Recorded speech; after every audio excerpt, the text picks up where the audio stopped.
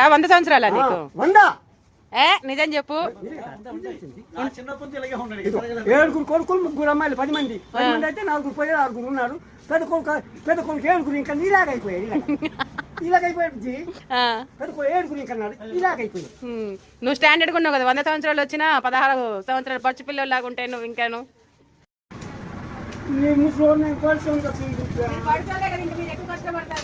పడుతుంది ఏం కొడతాను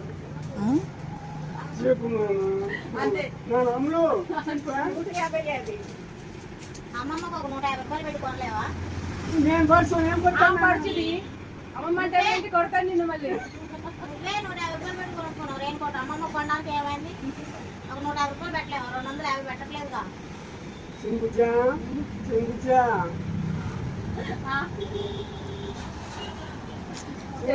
ఇదంటే 2000 అంటే 2000 కదా 1000 చెప్పి మరి ఫస్ట్ నుంచి